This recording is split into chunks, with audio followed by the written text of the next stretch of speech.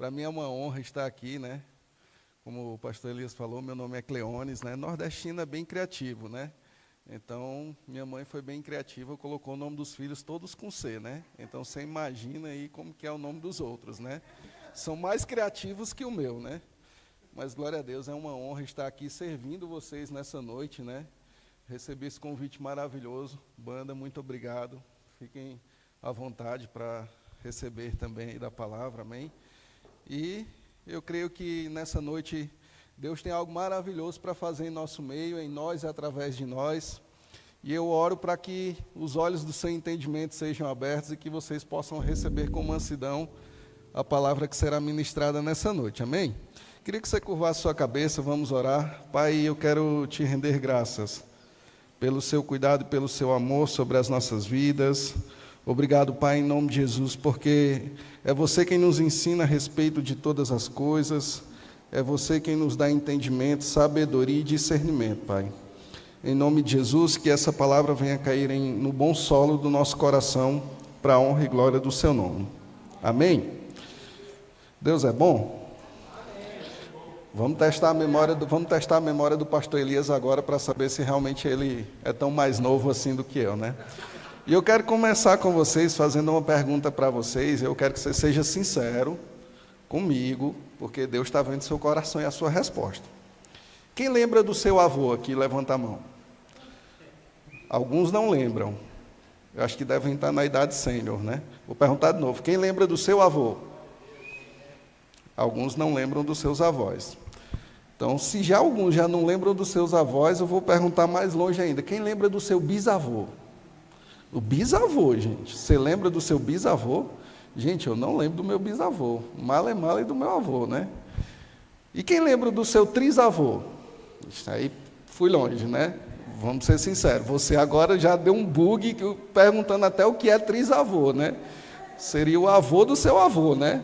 É quase Noé construindo a arca ali, né? E por que eu fiz essa pergunta se você conhece essas pessoas, né? Nós estamos falando sobre um tema de missões que é muito importante. Mas veja que nós estamos num momento, né, da humanidade em que nós estamos vivendo realmente, vamos dizer assim, a plenitude do momento da Terra. Nós estamos vivendo num momento onde 7 gerações, elas coexistem e interagem ao mesmo tempo. Eu sei que o pastor Elias não tem, mas quem de vocês conhece alguém que tenha 81 anos? Eu conheço alguém que tem 81 anos. Essa seria uma 7ª geração aí, lá para trás. E a geração mais recente, né, que nós temos aí, ela começou a partir de 2025, no ano passado. Então, você veja que nós estamos entre 7 gerações, não é verdade? E aí eu pergunto para você, você que lembra do seu avô, do seu bisavô aí, você lembra de algo que ele fez que foi bem marcante, que marcou a sua vida, que foi algo que ele disse ou fez, né? De repente, minha avó, por exemplo, eu lembro até hoje de um baú de couro que ela tinha, que ela guardava carne lá dentro, mesmo tendo geladeira, né? Ela já tinha geladeira, mas tinha aquele velho hábito de guardar carne dentro daquele baú cheio de sal. Quem lembra disso, né? Antigamente tinha esse costume, porque o povo não tinha geladeira, e fazia isso com a carne. Então isso marcou, porque eu tenho isso na minha memória, né? E fora o fato dela ter tido 18 filhos, né? Isso eu fiquei, meu Deus. Imagina hoje, o pessoal com 2 meninos já fica louco da vida, imagina com 18, né, gente? Meu Senhor. Mas enfim. Mas aí eu pergunto para você, se a gente não consegue nem lembrar muitas vezes do nosso bisavô, trisavô, como é que você vai ser lembrado daqui a algum tempo? Como que seus netos vão lembrar de você? Como que seus bisnetos vão lembrar de você? Não é uma boa pergunta para a gente refletir? Como é que nós seremos lembrados? Né? Quem lembra aí quem que era o presidente há 15 anos atrás? Você vai procurar na sua memória, você vai dar um bug aí. Mas sabe, nós precisamos realmente ser essas pessoas que não vão ser mais dentre a humanidade. Nós precisamos realmente ser diferentes nessa geração em que nós estamos. Nós precisamos marcar essa geração, marcar a próxima geração, para algo que Deus colocou no nosso coração, para que nós não sejamos apenas mais um, mas que nós possamos ser verdadeiramente a diferença de Deus aqui na terra. Amém? E eu queria que você começasse abrindo a palavra do Senhor comigo, lá em Romanos, no capítulo 1, versículo 17. Romanos, no capítulo 1, versículo 17. Você abriu aí? Então vamos ler junto lá, que diz assim. Na minha versão diz assim: pois nele se descobre a justiça de Deus, de fé em fé, como está escrito, meu justo viverá pela fé. Veja, você viu que aqui não é uma pergunta que o apóstolo Paulo está fazendo ali. Não tem um símbolo de interrogação ali. Ele diz que meu justo viverá pela fé. Então você pode concordar comigo que isso é uma ordenança? Amém? Ele não está perguntando se o justo vive pela fé, ou se o justo quer viver pela fé. Ele diz, não, o justo viverá pela fé. Então só tem um meio de nós vivermos essa vida, que é pela fé. Amém? E isso é uma ordenança muito importante que o Senhor deixou para nós. Amém? E aí eu queria que você abrisse a palavra comigo lá em Marcos, no capítulo 16. Volta um pouquinho aí na sua Bíblia, Marcos.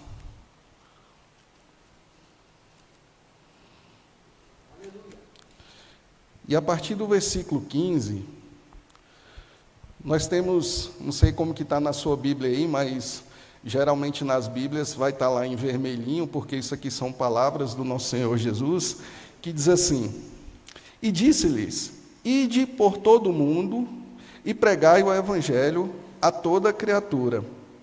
Quem crer e for batizado será salvo, mas quem não crer será condenado. Aí eu pergunto para você, tem uma interrogação no versículo 15, quando ele diz assim, ide por todo mundo e pregai o Evangelho a toda criatura. Tem uma interrogação aí, não? Então significa dizer que também é uma afirmação. E aí, às vezes, né, como nós pregamos muito sobre fé, falamos muito sobre fé, né, que o justo viverá pela fé, sem fé é impossível agradar a Deus, muitas vezes nós colocamos esse versículo aqui e pensamos até às vezes assim, esse versículo aí é para os evangelistas, né, para o pessoal que quer ir fazer missões na Europa, o pessoal que quer ir lá evangelizar o Mickey, né, lá nos Estados Unidos, né, e eu fico me perguntando, né, será que realmente é isso que esse versículo está dizendo, ou ele está dizendo, ide? Ele está dizendo, ide. Então, da mesma forma que o justo vive pela fé, ele também precisa ir. Ir e pregar o Evangelho a toda criatura. E muitas vezes a gente até, vamos colocar assim, né? A gente incorpora, né? Não, eu sou justo. Tem justo aqui? Então eu vivo pela fé. Isso mesmo, irmão, vai pregar o Evangelho a toda criatura. Não, mas, né, erroneamente, às vezes, nós pensamos que isso é algo exclusivo para os 5 dons ministeriais. Não, porque eu não sou evangelista, eu não sou pastor, eu não sou mestre. Né? Como assim? Eu não sou, né, um apóstolo. Mas a Bíblia não está falando que é para um dos 5 dons ministeriais. É para todo filho de Deus. É para todo aquele que é nascido de Deus. Então, a mesma relevância que a palavra dá para o justo viver pela fé, ele dá a mesma relevância para o justo ir e pregar o Evangelho. Amém? A mesma importância. Então, se você é aquele cara, não, mas eu sou da fé. Não, mas eu sou da pregação. Irmãos, não anda separado. Você só consegue pregar a palavra de Deus pela fé. Se você não crê que Jesus morreu e ressuscitou dentre os mortos, o que você vai pregar se não for pela fé? Não tem como você anunciar a palavra de Deus se não for pela fé. Porque senão, irmãos, como é que você vai falar de algo que nem você acredita? Você tem que crer na palavra, crer no que Cristo fez na cruz, crer que Ele morreu e ressuscitou dentre os mortos, crer que Ele é o seu Senhor e seu Salvador, crer que você foi livre do pecado, da enfermidade, da maldade, de tudo que o mundo tem para oferecer, para você dizer, não, agora eu posso falar. E olha que interessante, muitas vezes, vezes as pessoas, né, erroneamente pensam assim, né? Não, peraí, Acabei de nascer de novo, confessei Jesus, tem um dia que eu criei que Jesus era meu Senhor e Salvador. Eu entreguei minha vida para Jesus hoje de manhã. Como é que eu vou sair pregar o Evangelho? Irmãos, você já pode pregar o Evangelho no mesmo instante. Olha que interessante, porque existe um relato na Bíblia que vai falar a respeito da mulher samaritana que teve um encontro com Jesus num poço. Ao meio-dia, ela foi lá tirar água do poço, encontrou com Jesus.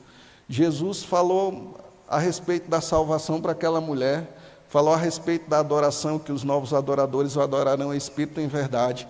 Aquela mulher saiu daquele poço e disse: ei, isso aqui não pode ficar só aqui não. Correu e voltou para a cidade. Acabou de ser evangelizada por Jesus, acabou de ouvir a palavra, voltou para a sua cidade e começou a dizer: gente, eu encontrei o Messias. Gente, acabei de encontrar um homem que revelou toda a minha vida, que mostrou o meu pecado. Eu me arrependi e eu estou falando dele agora. Você entende que o mesmo poder que fez com que você nascesse de novo é o mesmo poder que opera em você hoje para pregar a palavra? É o mesmo poder. Você não precisa ser formado no rema. Aleluia, é muito importante o rema. Mas para falar do Evangelho, você só precisa contar daquilo que Jesus fez na sua vida. Eu acredito que se eu entregasse um microfone para cada um de vocês e dissesse assim: diga uma coisa que Jesus fez por você, você não conseguiria. Só uma não. Eu tenho certeza que você diria mais muitas outras coisas que Jesus fez por você. Não seria apenas uma coisa. Seria até difícil escolher. Bem, o que eu vou falar aqui que Jesus fez por mim? Né? Eu tenho certeza que você tem muitos testemunhos para dar. E é bem interessante que isso acontece, às vezes, naturalmente, e a gente nem percebe, né? Quer ver? Eu vou dar um exemplo para você. Quando você vai aqui no caminho do vinho, né? Vou trazer para o nosso contexto aqui de São José, né?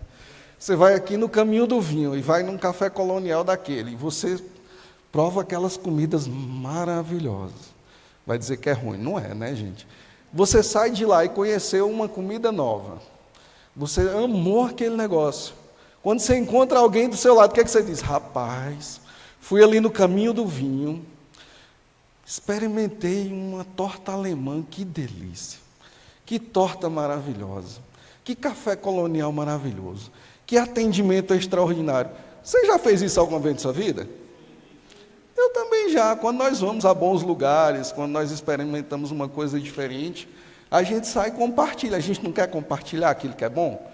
É só eu ou você também gosta de compartilhar o que é bom? Você não é daqueles que só compartilha quando é ruim, não, né? E diz: irmão, pelo amor de Deus, misericórdia, não entra ali não, né? Você é daquele que promove o que é bom, amém? Você é portador de boas novas, amém? Então, quando você vai num bom restaurante, naturalmente você já indica. Agora eu pergunto para você: Jesus não é muito melhor do que a torta alemã? Aquilo que você tem experimentado em Deus não é muito melhor do que aquilo que você tem experimentado de comida? Amém? Então você precisa fazer a mesma coisa. Se você faz com comida, você não pode fazer com Jesus? Claro que você pode. A palavra já está em você. A fé já foi derramada. O amor já está no seu coração. O que você precisa? Falar daquilo que Jesus fez na sua vida. Amém? Nós, quando nos tornamos uma nova criatura, e eu queria que você abrisse comigo lá em 2 Coríntios, no capítulo 5. Aleluia. 2 Coríntios, no capítulo 5. Eu já estou em Apocalipse, viu?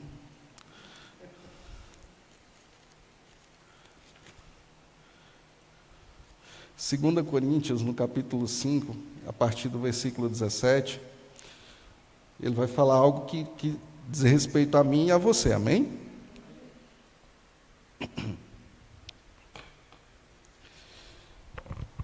E ele diz assim: de maneira que, se alguém está em Cristo, você está em Cristo? Amém. Nova criatura é, ou é uma nova criação. E as coisas velhas já passaram. Eis que tudo se fez.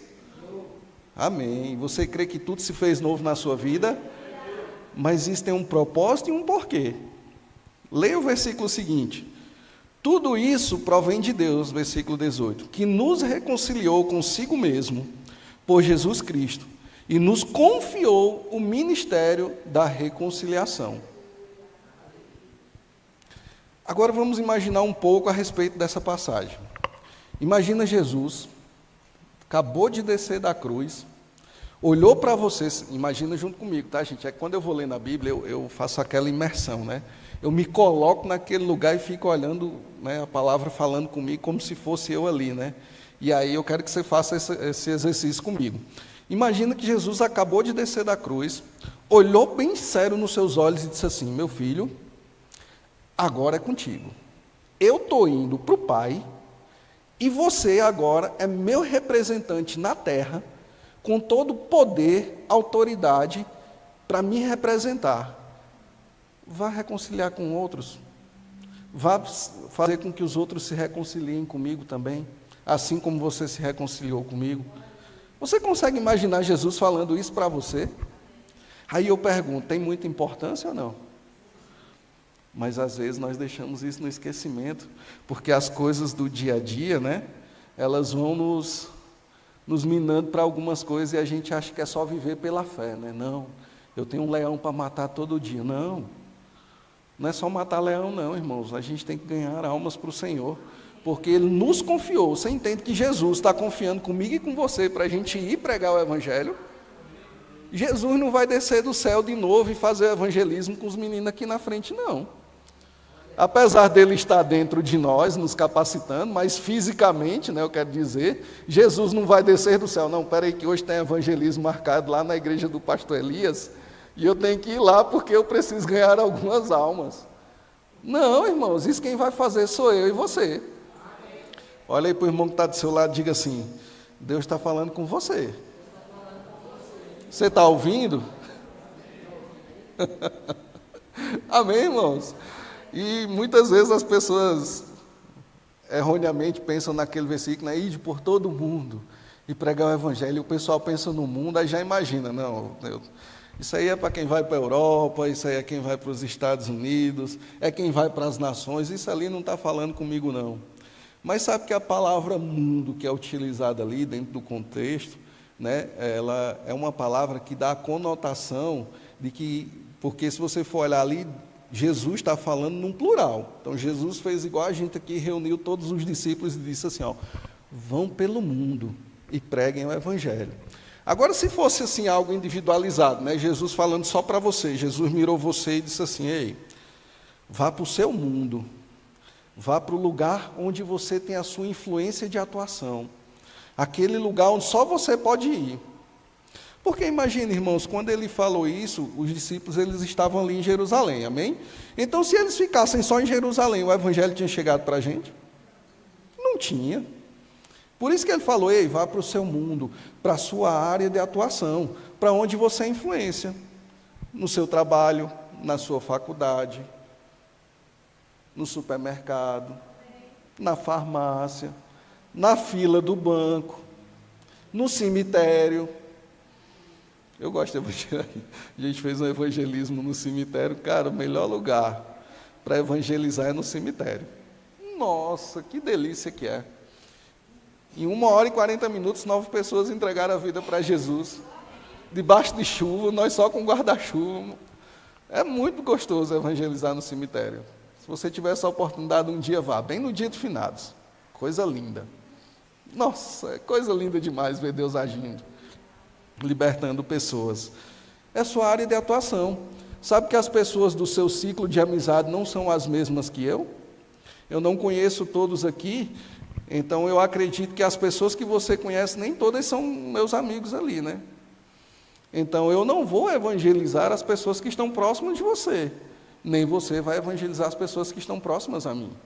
Mas eu tenho certeza, se você for para o seu mundo, a sua área de atuação, nós vamos conseguir alcançar o mundo inteiro. Você consegue pensar e lembrar aí pelo menos 10 pessoas que você tem contato todos os dias, fora seu marido, seus filhos, né, esposa aí, fora sua família ali num contexto de dentro de casa, né? Você consegue pensar que você tem contato de mais de 10 pessoas no mesmo dia?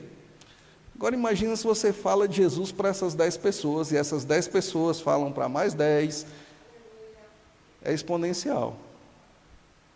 Amém? É assim que funciona. Você primeiro vai no seu mundo, fala do amor de Jesus para as pessoas que estão próximo de você, né? E você começa a multiplicar. Que é até interessante, né?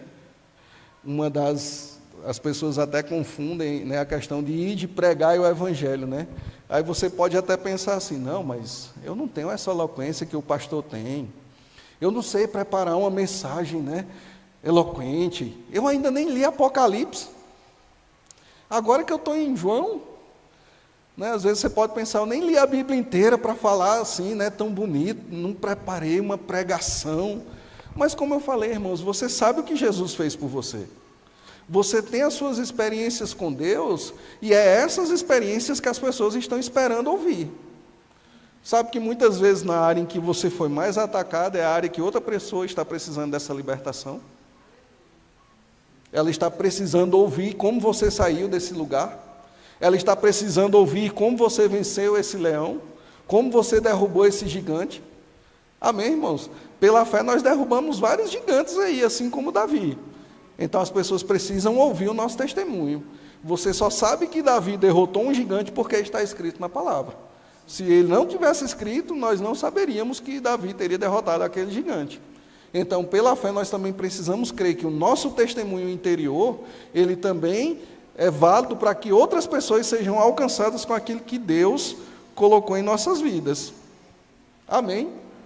E uma coisa interessante que vai dizer a respeito da palavra ide, que essa palavra, né, ela no grego, ela dá uma conotação de que enquanto você está caminhando, você faz isso. E aí nós sabemos que pela palavra nós estamos aqui nessa terra como meros passageiros, né? Nós estamos aqui momentaneamente, mas logo que Jesus voltar, nós vamos junto com Ele para o céu. Amém? Você vai para o céu com o Senhor? Você tem certeza disso? Então, enquanto você está aqui na terra, enquanto você está vivendo aqui nessa terra, você também tem que ir pregando o Evangelho. Sabe, irmãos, eu não vejo isso como algo comum e natural. Um cristão, sei lá, de 5 anos, 20 anos, né, quase 30 anos aí, como o pastor Elias já na caminhada, né, 30 anos de Evangelho aí, eu não acho normal um cristão não ganhar almas para o Senhor. Eu não acho isso normal. Se você acha, não diz o que a palavra diz. Porque nós temos que ser aqueles que vão reconciliar as pessoas com Jesus. Nós acabamos de ler, se você é uma nova criatura, esse ministério da reconciliação repousa sobre a sua vida. Essa responsabilidade também é sua. E aí eu pergunto para você, no último ano, quantas pessoas foram alcançadas para o Senhor através da sua vida? Não me responda, pelo amor de Deus. Eu só quero te despertar para a urgência que nós temos da pregação do Evangelho, irmãos. Como eu falei, nós estamos numa geração ímpar, num momento ímpar da humanidade. Né? Daqui a pouco você está lá com seus 70, 80 anos, e aí você já não tem tanto gás para falar do amor de Jesus, você já vai estar um pouco mais limitado. Né? Amém? Então você tem que realmente, irmãos, colocar força para também falar do amor de Deus. À medida que o cristão cresce de fé em fé, à medida que nós vamos avançando, crescendo no Senhor, como a luz da aurora que brilha cada dia mais e mais, as pessoas precisam notar essa fé em nossas vidas e querer o que nós temos. As pessoas precisam desejar aquilo que está dentro de você. Isso me diz muito que se você não está ganhando, pode ser que você não esteja vivendo muito daquilo que você crê. Eu não vou me esconder aqui embaixo, que não vai fazer diferença, mas... Amém, irmãos? Nós temos esse ministério da reconciliação que nos foi confiado. E não fica esperando, mas eu não tenho um dos 5 dons, irmãos. Todo filho de Deus, ele foi chamado para falar do amor de Deus. Ele foi chamado para o ministério da reconciliação. Fale daquilo que Deus fez na sua vida. E eu queria trazer para você uma versão minha desse versículo de Marcos capítulo 16, versículo 15, que foi algo que o Senhor falou comigo enquanto eu meditava nessa palavra, e ele diz assim, a minha versão, tá? Enquanto você estiver vivendo a vida cristã pela fé, anuncie continuamente o que Deus tem feito na sua vida, e você verá os sinais e prodígios que Deus vai fazer através de você. Amém? Vamos lá comigo, volta lá em Marcos. Versículo 16. E aí eu queria ler o versículo 17 agora com vocês. Diz assim: estes sinais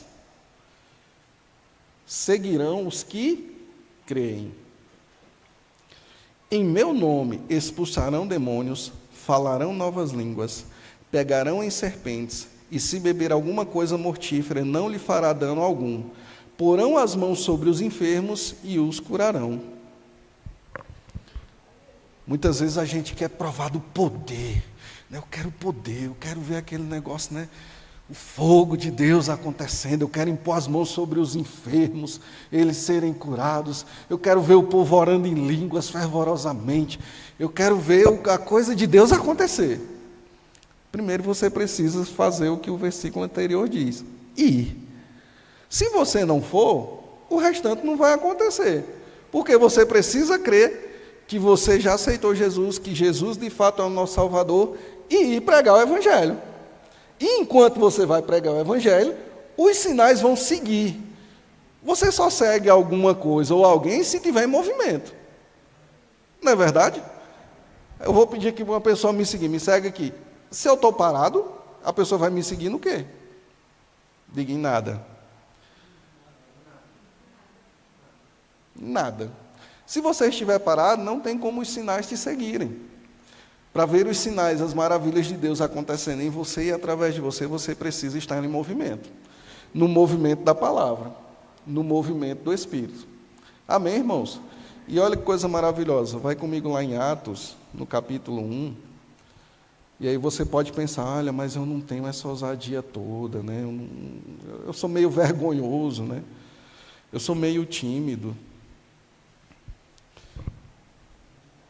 E aí a gente pensa que estamos sozinhos nessa caminhada, né?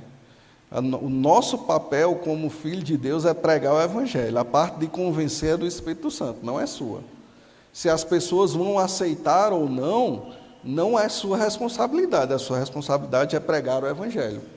Jesus, quando enviou os 70, ele disse, a casa que te receber, vá, prega o Evangelho, opere sinais e maravilhas. Aquele que não quiser te ouvir, bata o calçado, limpa o pé e vida que segue, vamos para a próxima. Não é para você ficar com rancor, nem aceitou Jesus, vai para o inferno. Não, irmãos, não é para isso que Deus chamou, não, para condenar ninguém, não, amém? Se a pessoa não aceitou, é responsabilidade dela. Você continua amando ela, porque Deus amou ela também. Jesus se entregou por ela também, ela só não sabe ainda.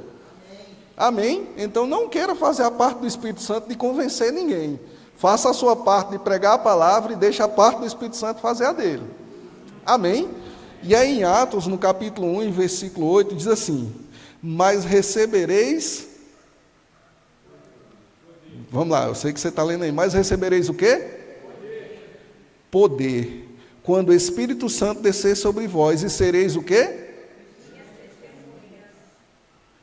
Aonde? Em Jerusalém, como em toda a Judéia, Samaria e até o quê? Os confins da terra. Jerusalém é sua área de atuação. Samaria pode ser outra cidade. Isso pode ser que você vá para outra nação também.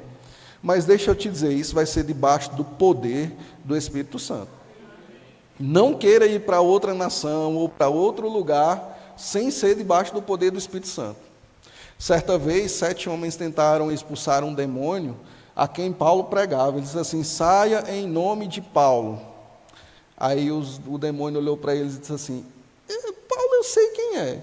Em nome de Jesus a quem Paulo prega, na verdade, foi isso que ele falou. Ele disse, Jesus eu sei quem é. Paulo também, mas você eu não te conheço não. E disse que o demônio sentou a pé neles, e aí eles saíram até nu de tanta surra que eles levaram. Irmãos, nós só fazemos o que fazemos por causa do Senhor, por causa da autoridade que nos foi confiada. Sem o Espírito Santo a gente não consegue fazer nada. mas com ele a gente tem todo o poder. E é interessante quando ele diz para serem minhas testemunhas. Nós só temos como ser testemunhas eficazes daquilo que Deus nos confiou se nós estivermos em comunhão com o Espírito Santo. Sem o Espírito Santo, irmãos, não dá certo. Nós precisamos do Espírito Santo. E aí diz assim, né? Mas recebereis. Quando é que eu vou receber? Você já recebeu. A partir do momento que você creu em Jesus como Senhor e Salvador da sua vida, o Espírito Santo passou a morar em você. Então você já tem todo o poder necessário dentro de você. Então não procure fora o que já está dentro. Você precisa botar o que está dentro para fora. Amém? E aí você vai ser uma testemunha eficaz daquilo que Deus quer fazer nessa geração. Essa geração está precisando, irmãos, como a palavra diz, né? Existe uma expectativa ardente na criação pela revelação dos filhos de Deus. Você é filho de Deus? Então a criação está esperando com expectativas você se amostrar. No Nordeste a gente chama alguém de... Vocês conhecem essa amostrado? Você sabe alguém amostrado? Você conhece alguém amostrado, não conhece? Alguém amostrado você conhece, né? Às vezes é você, né? Você chegando num lugar, não é assim? Quando a pessoa chega, você diz, vixe, chegou. Não é assim? Não é verdade? Então você precisa ser amostrado. Mas não se mostrar, mas mostrar o que está em você. Amém? E quando a gente faz isso, irmãos, nós precisamos realmente dessa ousadia. Porque Deus, Ele está contando comigo e com você para fazermos a obra dEle. Deus, Ele está esperando realmente que eu e você arregacemos as mangas e diga assim, eis-me aqui, Senhor. Você está preparado para dizer isso? Diga isso ao Senhor, não a mim, mas diga a Ele aí, vá. Eis-me aqui, Senhor. Usa-me a mim. Está preparado para as experiências que você vai ter? Queria chamar a banda aqui já. E eu queria trazer uma frase que Deus colocou no meu coração, até compartilhei com minha esposa hoje pela manhã, e ele falou assim, ó, Deus só promove pessoas que se importam com as ovelhas. Vou dizer de novo para você anotar aí no seu coração, onde você quiser. Deus, Ele só promove pessoas que se importam com as ovelhas. Então, sabe, Deus só vai te promover no teu trabalho, se você entender que o seu trabalho não é para te enriquecer, mas é para que vidas sejam alcançadas através de você. A sua empresa só vai prosperar quando você entender, a minha empresa não é para mim, mas é para que o nome do Senhor seja glorificado e pessoas sejam alcançadas. Sabe, essa igreja ela vai prosperar por um motivo, ela se importa com pessoas, ela se importa com as ovelhas. E sabe, irmãos, isso é a vontade de Deus. Se você pegar por toda a Bíblia, por toda a palavra, você vai ver que Davi estava de trás das malhadas, cuidando das ovelhas. Aí Deus olhou assim e disse, olha, se ele cuida tão bem dessas ovelhas e ninguém está vendo, imagina quando ele começar a cuidar do meu povo de Israel. Tirou ele de trás das malhadas e colocou ele como rei de Israel. Sabe, irmãos, nós vemos isso em todos os personagens bíblicos que você imaginar. Para Pedro ele disse, ei, apacenta as minhas ovelhas. Ele disse, eu vos farei pescador de homens. Se importe, cuide das minhas ovelhas. Paulo, então, não tem nem o que falar. Ele foi por toda aquela região do Oriente Médio, foi açoitado, foi chicoteado, sofreu naufrágio, foi humilhado, cuspido. Tudo que você imaginar aconteceu com Paulo, mas Paulo só tinha um foco: vidas, pessoas. A palavra chegou para nós porque Paulo decidiu pagar o preço de alcançar a minha e a sua vida. Amém, irmãos? Então Deus está contando comigo e com você para mudarmos a história da geração que nós estamos. Você não vai ter como mudar o que aconteceu lá no seu bisavô, no seu trisavô, mas você consegue mudar de tudo que você ouviu hoje. Você consegue mudar a partir de hoje aquilo que Deus vai fazer na vida das pessoas que vão se encontrar com você. Quando você disse, eis-me aqui, deixa eu te dizer, eu creio em nome de Jesus, e eu queria que você se colocasse de pé, e eu vou orar por isso agora mesmo.